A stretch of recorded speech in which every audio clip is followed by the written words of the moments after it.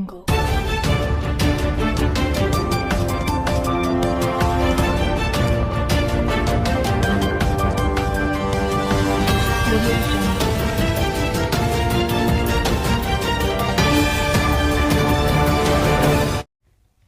To మన Bheemili news. ముందుగా బులెటిన్లో హెడ్లైన్స్. వెలిగొండ పనులు పూర్తి కాకుండానే ప్రాజెక్టును జాతికి అంకితం చేసిన జగన్.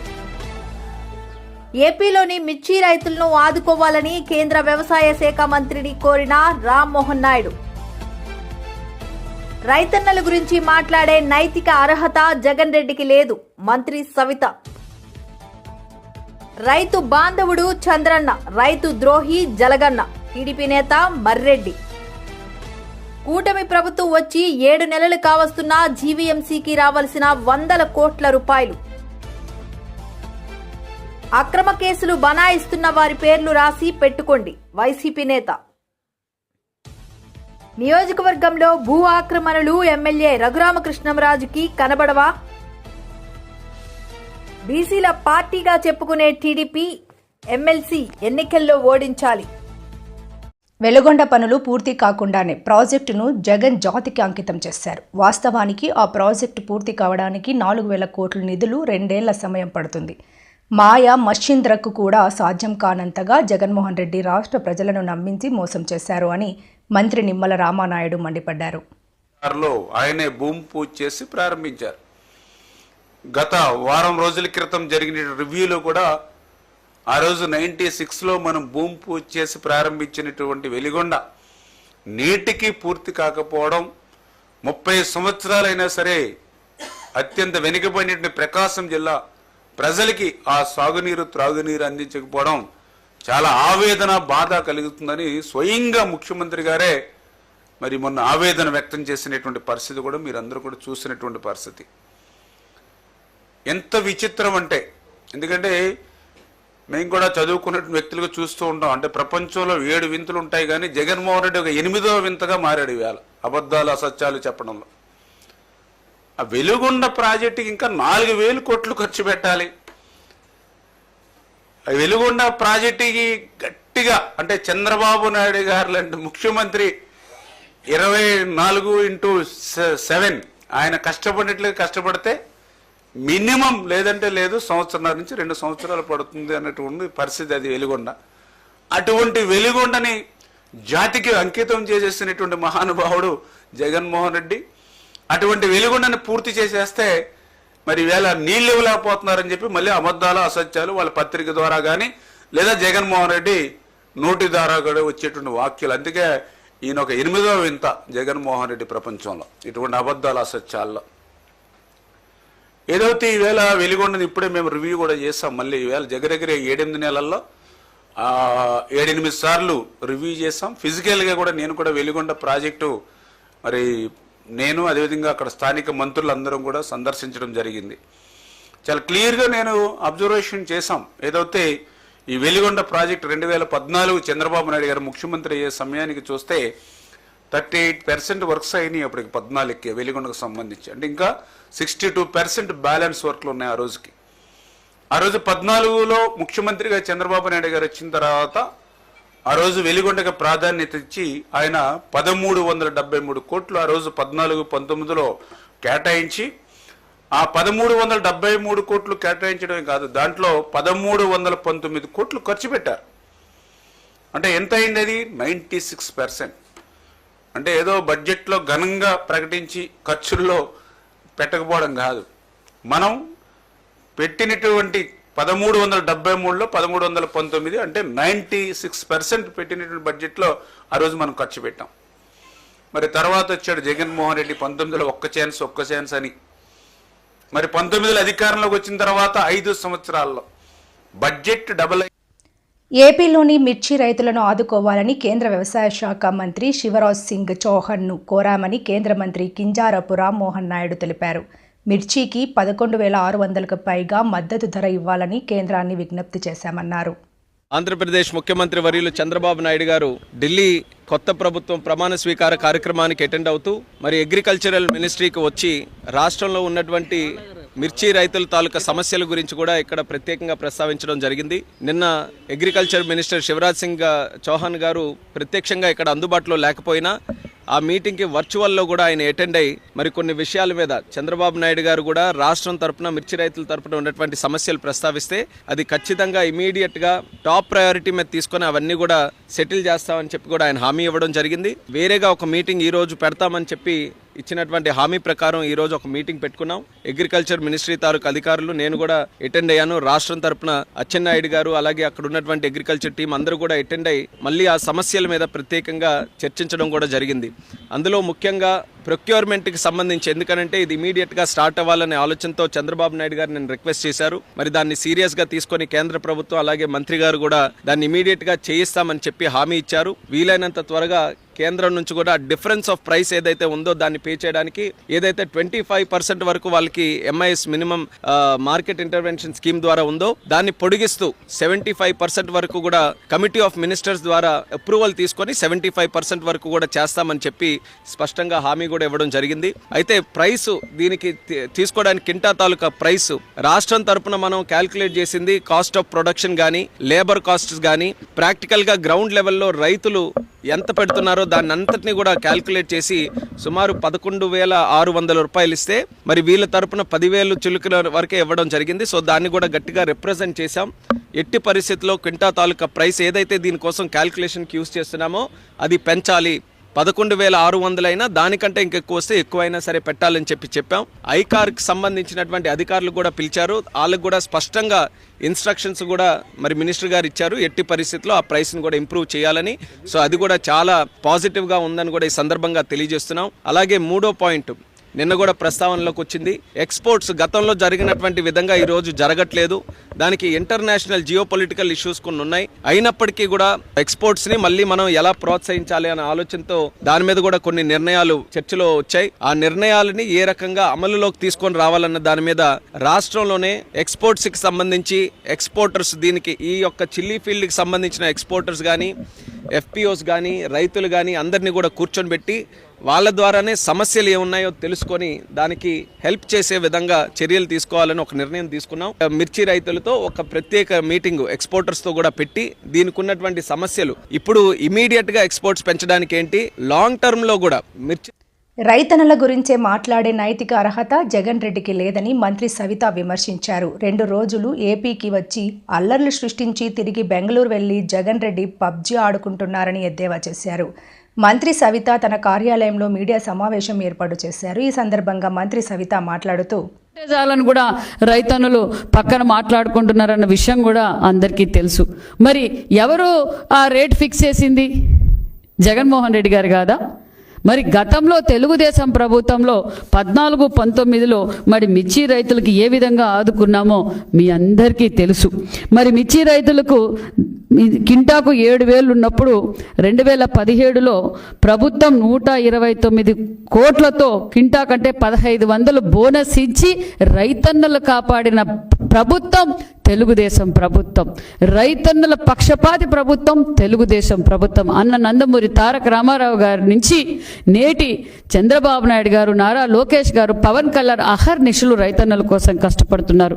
మరి ఈరోజు వాళ్ళ ఉనికి కోసం రాజకీయాలు చేస్తున్నారన్న విషయం అందరికీ తెలుసు. మరి గత 5 ఏళ్లలో జగన్మోహన్ రెడ్డి గారు పెట్టిపోయిన బకాయిలు, ధాన్యం కొనుగోలు బకాయిలు కూడా సుమారుగా 1,680 కోట్ల రూపాయలు నిధులు కూడా. ఎందుకంటే రైతన్నలు ఇబ్బంది పడకూడదు, రాజకీయాలు కాదు ముఖ్యం, రైతన్నలు ఇబ్బంది పడకూడదు అన్న ఉద్దేశంతో మాన్యశ్రీ ముఖ్యమంత్రి చంద్రబాబు నాయుడు గారు 1,680 కోట్లు బకాయిలు కూడా, గత ప్రభుత్వం బకాయిలు కూడా ఎన్డీఏ ప్రభుత్వమే చెల్లించిందనే విషయం కూడా తెలియజేస్తున్నాం. అదేవిధంగా నాణ్యతమైన ఎరువులు కావచ్చు, నాణ్యతమైన మందులు కావచ్చు, అదేవిధంగా గత 5 సంవత్సరాలుగా డ్రిప్ ఇరిగేషన్ లేక, స్ప్రింక్లర్లు లేక, ఏ విధంగా పనిముట్లు లేక కూడా రైతన్నులు ఇబ్బంది పడ్డారన్న విషయం ప్రజలందరికీ తెలుసు. మరి మీరు ఏం చేశారు రైతుల కోసం? మీరు ముఖ్యమంత్రిగా 5 సంవత్సరాలుగా ఉన్నప్పుడు రైతన్నులకు ఏం చేశారు? రాయలసీమ రైతులు ఏ విధంగా ఇబ్బంది పడుతున్నారు? రాయలసీమ రైతులు నీరు లేక, సాగునీరు, తాగునీరు, ఆ రోజు 2019 ఎన్నికల సమయంలో నేను ఇరిగేషన్ ప్రాజెక్టులు కొత్తవి చేస్తాను, రిజర్వాయర్లు కడతాను, అదేవిధంగా కాలువలు వెడల్పు చేసి ప్రతి ఎకరంకు నీళ్ళు ఇస్తానని చెప్పి ఓటేపించుకొని మరి ఆ కనీసం ఆ రిజర్వాయర్ల నుంచి కాలువలు కూడా తట్టెడు మన్ను కూడా వేయకుండా ద్రోహి జగన్మోహన్ రెడ్డి గారు ఈరోజు మాట్లాడుతున్నారా? కనీసం తన సొంత జిల్లాలో అన్నమయ్య జిల్లాలో రిజర్వాయరు అన్నమయ్య డ్యామ్ కొట్టకపోతే కనీసం దాని మెయింటెనెన్స్ కూడా చేయలేని చాతగాని మాజీ ముఖ్యమంత్రి జగన్మోహన్ రెడ్డి గారు, రైతుల ద్రోహి జగన్మోహన్ రెడ్డి గారు. ఈ విషయాలన్నీ తెలుసు. మరి ఎందుకు జగన్మోహన్ రెడ్డి గారు అంత చెడగా పరదాలు కట్టుకొని ఒక పక్క ఆయన ఎప్పుడు భూమి మీద తిరగల, గాల్లోనే తిరిగారు జగన్మోహన్ రెడ్డి గారు. ఇప్పుడేమో రైతు బాంధవుడు చంద్రన్న, రైతు ద్రోహి జగనన్న అని టీడీపీ నేత మల్రెడ్డి శ్రీనివాసరెడ్డి అన్నారు. ఈ మేరకు ఆయన ఈరోజు మీడియాతో మాట్లాడారు. వ్యవస్థ పైన, ప్రభుత్వాలపైన ఈరోజు జగన్మోహన్ రెడ్డి గారు ఒక బాధ్యత లేనితనంతో దుష్ప్రచారాలు చేస్తూ తన గ్యాంగ్ తోటి కూడా బాధ్యతారహితమైనటువంటి వ్యాఖ్యలు చేయిస్తూ ఈరోజు బజార్ను పడ్డారు.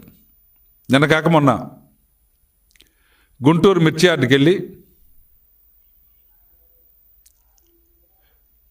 మార్కెట్లో ఉన్నటువంటి పరిస్థితి, ధరల తగ్గుదలని ఒక 5 సంవత్సరాల పాటు ముఖ్యమంత్రిగా పనిచేసినటువంటి వ్యక్తిగా కనీసమైనటువంటి అవగాహన, ఎన్నికల కోడ్లో పర్మిషన్ లేనప్పుడు గ్యాంగులను వేసుకొని వెళ్ళకూడదు అనేటువంటి కనీస అవగాహన లేనటువంటి Jaganmohan Reddy and co and batch ఈరోజు ఈ దుష్ప్రచారం చేస్తూ ఉన్నారు. ఈరోజు రాష్ట్ర ప్రభుత్వం వ్యవసాయం పట్ల బాధ్యత తీసుకొని ఏ విధంగా కృషి చేస్తుందో రాష్ట్ర ప్రజానీకమంతా గమనిస్తూ ఉన్నారు.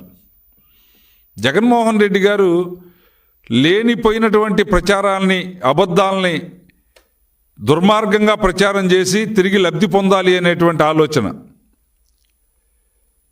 కష్టాల్లో ఉన్నటువంటి ప్రజానీకానికి ధైర్యం చెప్పాలి, లేదా బాధ్యత కలిగినటువంటి రాజకీయ నాయకుడిగా ప్రభుత్వానికి తన దగ్గర ఏమైనా సలహాలు సూచనలు ఉంటే చెప్పాలి. దానికి బదులుగా విధ్వంసం వైపు, ఒక భయానక వాతావరణాన్ని సృష్టించే వైపు ఆలోచనలు, అడుగులు వేస్తూ ఉన్నాడు. ఈరోజు ప్రభుత్వం వ్యవసాయాన్ని నిలబెట్టాలి, వ్యవసాయం నిలిస్తేనే, రైతు గెలిస్తేనే ఈ సమాజం అభివృద్ధి ఉంటుంది అనేటువంటి ఆలోచనతో ఉన్నటువంటి చంద్రబాబు నాయుడు గారు అధికారంలోకి వచ్చినటువంటి 8 మాసాల్లో తీసుకున్నటువంటి చర్యలు అందరికీ స్పష్టంగా కనపడతా ఉన్నాయి. ఈయన ఇప్పుడే కొత్తగా బజారుకు వచ్చినట్టు, ఈ కష్టాలు చూసి చెల్లించిపోయినట్టు, గతంలో తను ముఖ్యమంత్రిగా ఉన్నటువంటి కాలంలో రైతులు పడినటువంటి కష్టాలు రైతులందరూ మర్చిపోవాలన్నట్టు ఒక భ్రమణ కల్పించేటువంటి ఆలోచన చేస్తూ ఉన్నాడు. గత 5 సంవత్సరాలు 2019 నుండి 2024 వరకు గౌరవ జగన్మోహన్ రెడ్డి గారు మీరు ముఖ్యమంత్రిగా ఉన్నప్పుడు కూటమి ప్రభుత్వం వచ్చి 7 నెలలు కావస్తున్నా జీవీఎంసీకి రావలసిన 100 కోట్ల రూపాయలు ఎగ్గొడుతున్నారని పీతల గురుమూర్తి యాదవ్ ఆరోపణ. ఈ మేరకు ఆయన మీడియాతో మాట్లాడారు. చెప్పి కూడా ఆగ మేఘాల మీద జీవీఎంసీలో ఉన్నటువంటి టౌన్ ప్లానింగ్ ఉన్నతాధికారుల మీద ఒత్తిళ్లు తీసుకొచ్చి బలవంతంగా సంతకాలు పెట్టించి ఒకే భూమితో పాటు ఆక్రమణ టీడీఆర్లు ఇవ్వడం అనేది రాష్ట్ర చరిత్రలో ఎక్కడైనా ఉందా? అంటే టీడీఆర్ల కుంభకోణం ఏ విధంగా జరుగుతూ ఉందో దీన్ని బట్టి అర్థం చేసుకోవచ్చు. సాక్షాత్తు 7 ఎకరాలు సింహాచలం దేవస్థానానికి జీవీఎంసీ భూమి ఇస్తే బీఆర్టీఎస్ రోడ్డు కోసం మొన్న వేసినటువంటి టీడీఆర్లు 2 ఎకరాల 76 సెంట్లు. అంటే ప్రపోర్షనేట్ గా యాజమాన్య హక్కులు కలిగినటువంటి సింహాచలం దేవస్థానం భూమికి మనం భూమి ఇచ్చేసాం.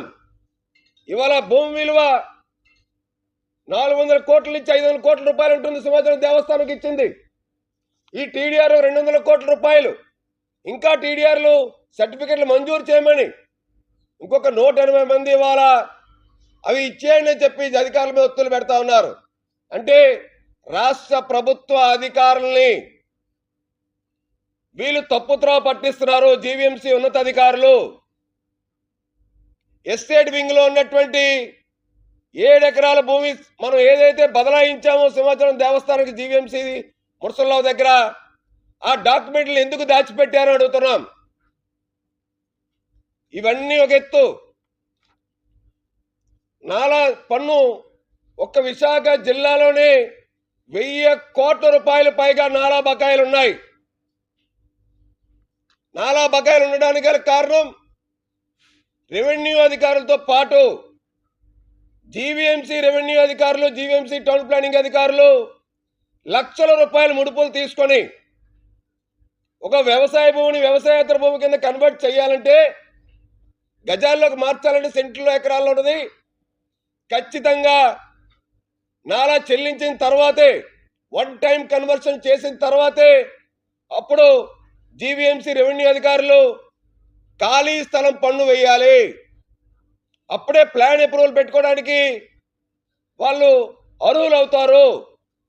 అలాంటిది ఏమీ జరగకుండా నాలా బకాయిలు 100 కోట్ల రూపాయల్లో ఉంటే పెద్ద పెద్ద భవన నిర్మాణాల కోసం, నిర్మాణదారుల కోసం జీవీఎంసీ రెవెన్యూ అధికారులు, టౌన్ ప్లానింగ్ అధికారులు లక్షల రూపాయల లంచాలు తీసుకొని పెద్ద మొత్తంలో అక్రమ కేసులు బనాయిస్తున్న వారి పేర్లు రాసి పెట్టుకోండి. రేపు వచ్చేది మన ప్రభుత్వమే. 1కి 2 తిరిగి ఇచ్చేద్దాం. వచ్చే ఎన్నికల్లో వైఎస్ జగన్ గారు చెప్పిన విధంగా 2.0 చూడబోతున్నాం. పార్టీ కోసం కష్టపడిన నాయకుడు, కార్యకర్తలను అక్కున చేర్చుకుంటాం. నేదురమల్లి రామ్ కుమార్ రెడ్డి భరోసా. జన్మదినాన్ని జరుపుకుంటున్న సందర్భంలో ఇక్కడికి వచ్చేసిన ఆయన అభిమానులు, ఇప్పటికీ ఆయన గుండెల్లోనే పెట్టుకొని నడుస్తున్న నాయకులకి అందరికీ ధన్యవాదాలు తెలుపుకుంటున్నాను. ఆయన కొడుకుగా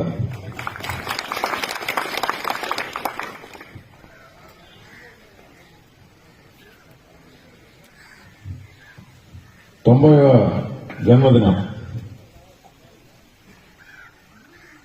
ఒక దశాబ్ద కాలం లేరు మన మధ్య. 80వ జన్మదినం కూడా మనం ఇలాగే జరుపుకున్నాం, 90 కూడా ఇలాగే. కానీ ఆయన ఆశయాల్ని వదలలేదు, ఆయన చూపించిన బాటను వదలలేదు. భక్తవత్సలు చెప్పినట్టు కానీ రాజకీయాలు మారినాయి.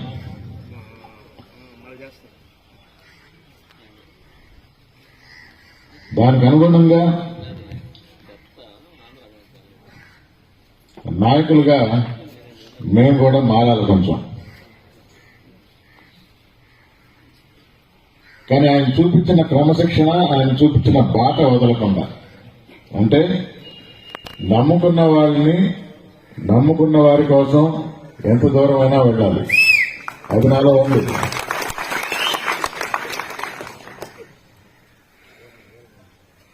మనకు హాని చేయకుండా. పేదల ఇల్లులే ఆక్రమణల. నియోజకవర్గంలో పెత్తందారుల, భూస్వాములు ఆక్రమణలో భూములు ఉండి ఎమ్మెల్యే రఘురాం కృష్ణంరాజుకి కనబడవా? సిపిఎం జిల్లా కార్యదర్శి జేఎన్వి గోపాలన్. పాలకోడేరు మండలం అల్లూరి సీతారామరాజు నగరం చెప్పేసి 45-50 ఏళ్ల క్రితం ఇక్కడ ఒక నగరం ఏర్పడింది. దాదాపు 130 కుటుంబాల పేదవారు ఇక్కడ ఇళ్లు వేసుకుని కాపురం ఉంటా ఉన్నారు. అయితే 40 ఏళ్ల క్రితం, 30 ఏళ్ల క్రితం అయితే వీళ్ళు చాలా బురదలో, అలాగే చాలా కయ్యి రోడ్లో చాలా ఇబ్బందులు పడుతూ దోమలో, పాముల్లో వాళ్ళ జీవితం గడిపారు. అయితే రాను రాను తర్వాత ఎమ్మెల్యేలు కావచ్చు, లేకపోతే ఇక్కడ పంచాయతీ వారు కావచ్చు, ఇక్కడ సీసీ రోడ్ని కూడా వీరు ఇక్కడ ఏర్పాటు చేయడం కూడా జరిగింది. అంటే విద్యుత్ వచ్చింది, సీసీ రోడ్ వచ్చింది, మంచినీటి సదుపాయం కూడా వచ్చింది. అంటే సీసీ రోడ్డు ఏర్పాటు చేశారంటే మీ నివాసాలు మాకెవరికి కూడా అభ్యంతరం కాదని చెప్పేసి ప్రభుత్వం కానీ అధికారులు కానీ తేల్చి చెప్పినట్టు లెక్క. కానీ ఇవాళ కొత్తగా అధికారులు వచ్చినటువంటి ఈ కూటమి ప్రభుత్వం ఉండి ఎమ్మెల్యే గారు గత కొన్ని మాసాల నుండి ఎక్కడైతే పేదలో అనేక తరాలుగా నివాసం ఉన్నారో ఆ ఇళ్లు కూల్చివేతనే పనిగా పెట్టుకుని విచ్చలవిడిగా విచక్షణారహితంగా ఇళ్లు కూల్చివేస్తున్నారు. ఇది చాలా అన్యాయం అని చెప్పేసి మేము తెలియజేస్తున్నాం. మేము ఇప్పుడు ఈ 130 కుటుంబాల్లో చాలా కుటుంబాలు చూస్తే వృద్ధులు ఉన్నారు, తీవ్రమైనటువంటి ఆరోగ్యం ఉన్న వాళ్ళు ఉన్నారు. అలాగే యాక్సిడెంట్లు అయ్యి మంచం మీదే ఉండి ఎటువంటి కదలేని పరిస్థితుల్లో కూడా కొంతమంది ఉన్నారు. ఈ రకమైన పరిస్థితుల్లో ప్రజలు ఇబ్బంది పడతా ఉన్నారు. పేక మీద కత్తెట్టి నోటీసులు ఇచ్చి మీరు ఇళ్లు ఖాళీ చేయకపోతే మేము బుల్డోజర్లు ప్రయోగించి పోలీసులు ప్రయోగించి ఇళ్లు తొలగించేస్తామని చెప్పేసి పేదల మీద పిచ్చుకు మీద బ్రహ్మాస్త్రం లాగా వినియోగిస్తా ఉన్నారు. వాళ్ళు చెప్పే కారణం ఏంటంటే ఈ ఇళ్లవారు ఉపయోగించినటువంటి నీరు పంటకాలంలోకి దిగి ఆ పంటకాలం వల్ల ఒక గ్రామంలో ఉన్నటువంటి మంచినీటి చెరువు పాడైపోతుందని వీళ్ళు చెప్తున్నారు. ఇది ఎలా ఉందంటే తోడేలు మేకపిల్ల కథ ఒకటి ఉంది. తోడేలు పై నీళ్లు తాగుతూ ఉంటది, దిగువ నీళ్లు తాగుతున్నటువంటి మేకనే నువ్వు తాగుతున్న నీళ్ల వల్ల కలుషితం అయిపోతున్నాయని చెప్పేసి మేకపిల్లని తినేయడం కోసం బెదిరిస్తుంది. వాస్తవంగా తోడేలు తాగుతున్న నీళ్ల వల్ల మేకపిల్ల తాగుతున్న నీళ్లు కలుషితం అవుతున్నాయి. అలా ఇక్కడ కూడా ఎలా ఉందంటే వీళ్ల వల్ల గ్రామాలు పాడైపోవడం, మంచినీటి చెరువు పాడైపోవడం కాదు. నిజంగా అదే నిజం అనుకుంటే మేము చర్చకి సిద్ధంగా ఉన్నాం. పలానా గ్రామంలో ఈ పేదల వల్ల ఆ చెరువు పాడైపోతుంది అనుకుంటే మనం ఎటువంటి చర్యలకైనా మనం సిద్ధపడదాం. కానీ వాస్తవంగా దేనివల్ల జరుగుతుంది? ఇవాళ ఇండస్ట్రీస్ పొల్యూషన్ వల్ల చెరువులు పాడైపోతున్నాయి, పంటకాలాలు పాడైపోతున్నాయి. రెండు, వెచ్చనివిడిగా అక్రమంగా తవ్వినటువంటి రొయ్యల చెరువుల వల్ల ఆ నీరంతా కూడా పంటకాలంలోకి రావడం వల్ల ఇవాళ కలుషితం. బీసీల పార్టీగా చెప్పుకునే టీడీపీ ఈ ఎమ్మెల్సీ ఎన్నికల్లో 3 స్థానాలకు గాను కనీసం ఒక్కటి కూడా బీసీలకు ఇవ్వలేదు. ఈ నేపథ్యంలో బీసీ సోదరులారా, ఎన్నికల్లో టీడీపీకి మనం గుణపాఠం చెప్పాలి. బీసీలంతా ఏకమై టీడీపీ అభ్యర్థులను ఓడించాలని పిలుపునిచ్చారు. క్లబ్ వారికి సోషల్ జస్టిస్ ఫోరం పక్షాన మనస్ఫూర్తిగా నమస్కారాలు తెలియజేసుకుంటూ, నా పేరు Yavi Srinivas, social justice forum SDF state convener. ఈరోజు విశాఖపట్నంలో మరి ఈ యొక్క పాత్రికేయుల సమావేశం ఏర్పాటు చేయడంలో ప్రధాన ఉద్దేశం మరి ఈ నెల 27వ తేదీన జరగబోయేటటువంటి ఉపాధ్యాయ ఎమ్మెల్సీ ఎన్నికల్లో మరి ఈ యొక్క సోషల్ జస్టిస్ ఫోరం, బీసీ ఐక్యవేదిక, కాపు ఐక్యవేదిక, అదేవిధంగా ఈడబ్ల్యూఎస్ ఫెడరేషన్, ఈడబ్ల్యూఎస్ హక్కుల పరిరక్షణ వేదిక, మహిళా హక్కుల పరిరక్షణ వేదిక, దళిత క్రైస్తవ హక్కుల పరిరక్షణ వేదికల పక్షాన ఎస్డిఎఫ్ తరపున మరి ఇండిపెండెంట్ అభ్యర్థిగా పోటీ చేస్తున్నటువంటి బీసీ అభ్యర్థి శ్రీ గాదే శ్రీనివాసులు నాయుడు గారికి మా యొక్క సంపూర్ణమైనటువంటి మద్దతును తెలియజేయడం కోసం ఈరోజు పాత్రికేయుల సమావేశం ఏర్పాటు చేయడం జరిగింది. ఇచ్చేసినటువంటి పాత్రికేయ మిత్రులందరికీ కూడా మనస్ఫూర్తిగా ధన్యవాదాలు తెలియజేసుకుంటూ, శ్రీ శ్రీనివాసులు నాయుడు గారు గతంలో 2 times మరి ఎమ్మెల్సీగా పనిచేశారు. ప్రతి చిన్న వయసు నుంచి కూడా ఆయన పిఆర్టీయు నేతగా, ఉపాధ్యాయుల పక్షపాతిగా అనేక జీవోలు సంపాదించడంలో కానీ, అనేక కార్యక్రమాల్లో పాల్గొనడంలో కానీ, అనేక పోరాటాల్లో పాల్గొనడంలో కానీ ఆయన ఉపాధ్యాయుల యొక్క శ్రేయస్సు కోసం నిరంతర శ్రామికుళ్ళ మరి పనిచేస్తున్నటువంటి వ్యక్తి. అతి చిన్న వయసులోనే మరి ఆయన ఎమ్మెల్సీ అయ్యి 2 times ఉపాధ్యాయుల యొక్క అభిమానాన్ని చూరగొన్నారు. లాస్ట్ టైము కొన్ని అనివార్య కారణాల వల్ల ఆయన మరి కోల్పోవడం జరిగింది. ఈసారి మరి గతంలో కంటే ఎక్కువ అనుభవంతో మరి సేవతోటి ఆయన ముందుకు వస్తున్నాడు. కాబట్టి ఉపాధ్యాయులంతా కూడా ఉపాధ్యాయ వర్గం నుంచి వచ్చినటువంటి ఒక బీసీ అభ్యర్థిగాను, అదేవిధంగా సుదీర్ఘ అనుభవం ఉన్నటువంటి ఒక నాయకుడిగాను ఆయనకి మీ యొక్క మొదటి ప్రాధాన్యత ఓటేసి శ్రీ శ్రీనివాసులు నాయుడు గారిని అఖండ మెజార్టీతో గెలిపించి వారు ఉపాధ్యాయుల సేవకి మరోసారి పునరంకితం అయ్యే విధంగా ఈ ఉత్తరాంధ్రలో ఉన్నటువంటి ఉపాధ్యాయులంతా కూడా సహకరించాలని, ఆ రకంగా మరి ఉపాధ్యాయులు, అధ్యాపకులు, మరి ఆచార్యులు అందరూ కూడా శ్రీనివాసులు నాయుడు గారి అభ్యర్థిత్వాన్ని బలపరుస్తూ ఆయనకి మీ యొక్క మొదటి ప్రాధాన్యత ఓటును వేసి అఖండ మెజార్టీతో గెలిపించాలని కోరి ప్రార్థిస్తున్నాను. ధన్యవాదాలు. సెలవు. Social justice forum Andhra Pradesh working chairman. ఈరోజు ఈ పాత్రికేయుల సమావేశం యొక్క ముఖ్య ఉద్దేశం ఈ నెల 27వ తారీఖున జరగబోవు ఉపాధ్యాయ ఎమ్మెల్సీ ఎన్నికల గురించి. ఉపాధ్యాయ ఎమ్మెల్సీ ఎన్నికల్లో మరి ఉత్తరాంధ్ర నుంచి అభ్యుదయవాది ఉపాధ్యాయుల